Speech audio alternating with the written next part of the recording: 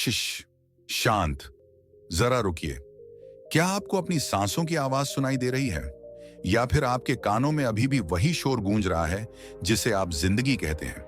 इस दुनिया की सबसे बड़ी विडंबना जानते हैं क्या है? हम उस सन्नाटे से डरते हैं जो असल में हमारा स्वभाव है, और उस शोर को गले लगाते हैं जो हमें हर पल मौत के करीब धकेल रहा है।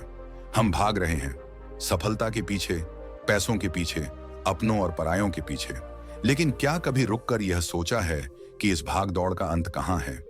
आज की यह कहानी कोई मनोरंजन नहीं है, यह एक सर्जरी है आपके अहंकार की।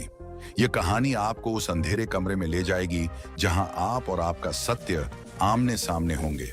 अगर आप में अपने भीतर के राक्षसों का सामना करने की हिम्मत है, तो ही इस सफर पर मेरे साथ आगे बढ़िएगा, क्योंकि आज हम उस भयानक सत्य की बात करेंगे जो तब प्रकट होता है जब मन पूरी तरह शांत हो जाता है।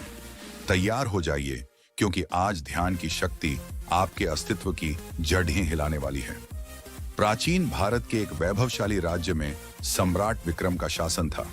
विक्रम कोई साधारण राजा नहीं था, वह एक क्रूर योद्धा और एक अत्यंत महत्वाकांक्षी शासक था। उसने अपनी तलवार के दम पर दर्जनों राज्यों को राख में मिला दिया था। उसके महल की दीवारें सोने से जड्ढी थीं, और उसके आदेश पर हजारों सिर धड़ से अलग कर दिए जाते थे। लेकिन इस असीम शक्ति और संपत्ति के बावजूद सम्राट विक्रम के भीतर एक ऐसा खालीपन था जिसे दुनिया का कोई खजाना नहीं भर पा रहा था। विक्रम को मौन से नफरत थी, उसे सन्नाटा डराता था।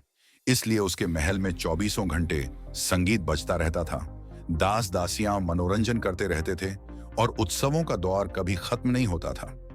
लेकिन जब रात गहरी होती और सारा कोलाहल थम जाता, तब सम्राट विक्रम के दिमाग में एक भयानक युद्ध शुरू होता।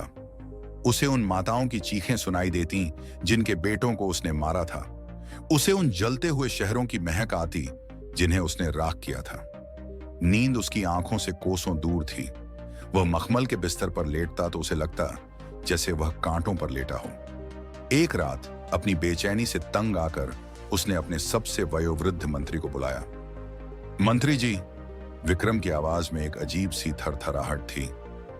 मुझे यह राज्य, यह शक्ति, यह सोना सब एक बोझ लग रहा है। मेरे भीतर का शोर मुझे पागल कर देगा। क्या इस दुनिया में कोई ऐसी जगह है जहां सच में शांति हो? मंत्री ने सिर झुकाकर कहा, महाराज, शांति किसी जगह का नाम नहीं है। शांति तो एक स्थिति है, और उस स्थिति को पाने का मार्ग केवल एक ही व्यक्ति जानता है। महाकाल के उपासक आचार्य अघोरानंद। वे श्मशान की गुफाओं में रहते हैं, लेकिन महाराज, वहां जाने वाला व्यक्ति कभी वैसा लौटकर नहीं आता जैसा वह गया था। सम्राट विक्रम ने ठान लिया। वह अकेला, साधारण वेशभूषा में अपनी तलवार छोड़ ढककर उन डरावनी पहाड़ियों की ओर चल पद्दा जहां अघोरानंद का वास था। रास्ता कंटीला था, हवा में गिद्धों की आवाजें थीं, और चारों ओर मौत का सन्नाटा था। अंततः वह एक ऐसी गुफा के पास पहुंचा जहां एक धूनी जल रही थी। वहां हड्डियों की माला पहने, भस्म रमाए आचार्य बैठे थे। उनकी आंखें बंद थीं, लेकिन उनके चेहरे पर एक ऐसी स्थिरता थी जैसे वे पत्थर की मूर्ति हों। विक्रम ने उनके चरणों में गिरकर कहा, महात्मन, मैं सब कुछ जीत चुका हूं, पर खुद के मन से हार गया हूं। मुझे वह शांति दे दीजिए जो आपके चेहरे पर है। आचार्य ने अपनी आंखें खोली। उनकी दृष्टि इतनी तीव्र थी कि विक्रम को लगा जैसे उसकी आत्मा आर पार देखी जा रही है। आचार्य हंसे, उनकी हंसी पहाड़ियों में गूंज गई। शांति चाहिए? आचार्य ने पूछा। शांति कोई उपहार नहीं है जिसे मैं तुम्हें दे दूं। शांति एक मृत्यु है, तुम्हारे अहंकार की मृत्यु, तुम्हारी इच्छाओं की मृत्यु। क्या तुम मरने को तैयार हो? विक्रम सहम गया, पर उसने साहस बटोर कर कहा, हाँ, मैं तैयार हूं। तो ठीक है, आचार्य ने कहा। सामने उस जलती हुई चिता को देखो। आज रात तुम्हें उसके सामने बैठना है। तुम्हें अपनी आंखें बंद करनी है, और चाहे कुछ भी हो जाए, चाहे पहाड़ ढह टूट पड़े या साक्षात काल सामने आ जाए, तुम्हें हिलना नहीं है। तुम्हें सिर्फ अपने भीतर के मौन को सुनना है। विक्रम चिता के सामने बैठ गया। रात का अंधेरा घना होता गया। शुरुआत में उसे केवल आग की लपटों की आवाज आ रही थी, लेकिन जैसे जैसे सन्नाटा गहरा हुआ, उसका मन सक्रिय हो गया। पहला प्रहर, स्मृतियों का तांडव। विक्रम की आंखों के सामने उसके जीवन के काले पन्ने खुलने लगे।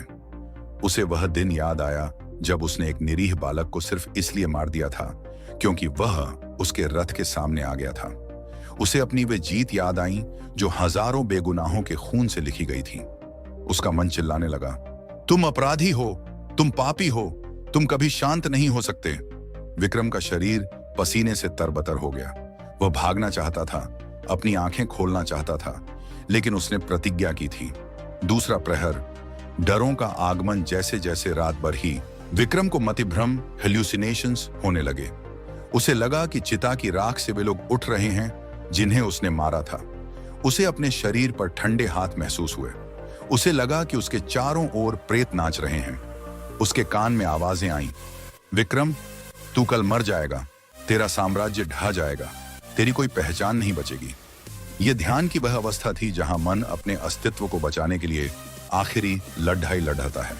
वह आपको डराता है ताकि आप उस गहराई में न उतर सकें जहां उसका विनाश तय है। तीसरा प्रहर, शून्य की गहराई। विक्रम अब पूरी तरह टूट चुका था।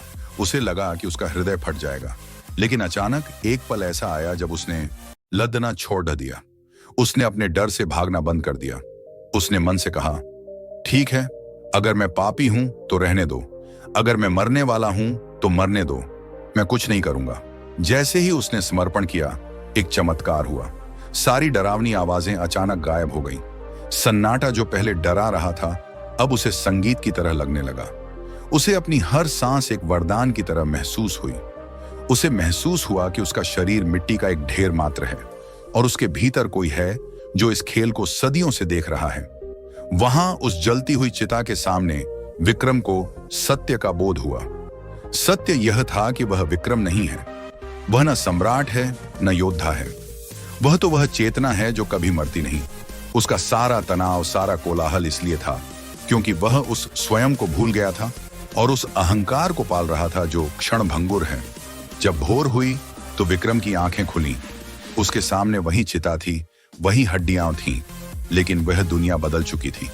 अब उसे पेड़ों के पत्तों में, हवा की सरसराहट में और यहां तक कि उस राख में भी एक अलौकिक शांति दिख रही थी। आचार्य घोरानंद उसके पास आए और बोले, पुत्र, तुमने देख लिया, जब मन शांत होता है तो सत्य स्वयं प्रकट होता है। सत्य को ढूंढना नहीं पड़ डरता, वह तो हमेशा से यही था, बस तुम्हारे भीतर का शोर उसे ढके हुए था। विक्रम ने पूछा, स्वामी, क्या अब मुझे इस राज्य को छोड़ रहा जाकर जंगलों में रहना होगा? आचार्य मुस्कुराए और कहा, नहीं, अब तुम राजमहल में जाओ, लेकिन एक सम्राट की तरह नहीं, बल्कि एक सेवक की तरह। अब तुम युद्ध नहीं करोगे, बल्कि शांति की स्थापना करोगे। जो व्यक्ति अपने भीतर के युद्ध को जीत लेता है, उसे बाहरी युद्ध की आवश्यकता नहीं पड़ती। विक्रम वापस लौट आया। लोग हैरान थे कि वह क्रूर राजा इतना दयालु और शांत कैसे हो गया। उसने अपने महलों के द्वार गरीबों के लिए खोल दिए। उसने तलवार छोड़कर कलम और करुणा को अपना लिया। वह अब भी राजा था, लेकिन अब उसका मन उसके वश में था। वह भीड़ में रहता था, पर उसके भीतर वही श्मशान वाला सन्नाटा और वही शून्य हमेशा विद्यमान रहता था। तो दोस्तों, यह थी सम्राट विक्रम की कहानी। लेकिन गौर कीजिए, क्या यह सिर्फ विक्रम की कहानी है? नहीं, यह आपकी कहानी है, यह मेरी कहानी है। हम सब अपने अपने महलों में कैद हैं, सपनों के महल, चिंताओं के महल।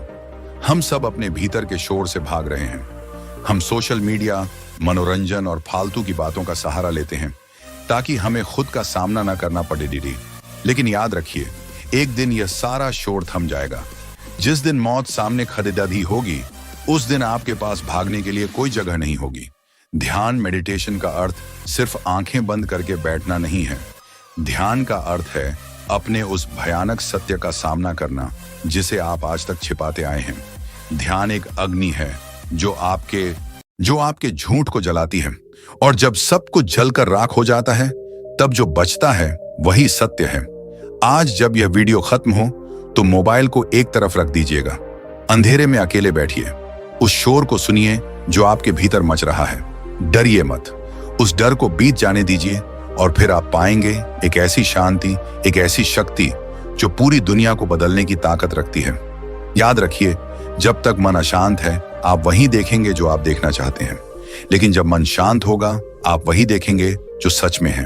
अपने भीतर के उस सम्राट को जगाइए, उस साक्षी को पहचानिए, क्योंकि जीवन का असली रहस्य बाहर नहीं, आपके भीतर के उस सन्नाटे में छिपा है। नमो बुद्धाय।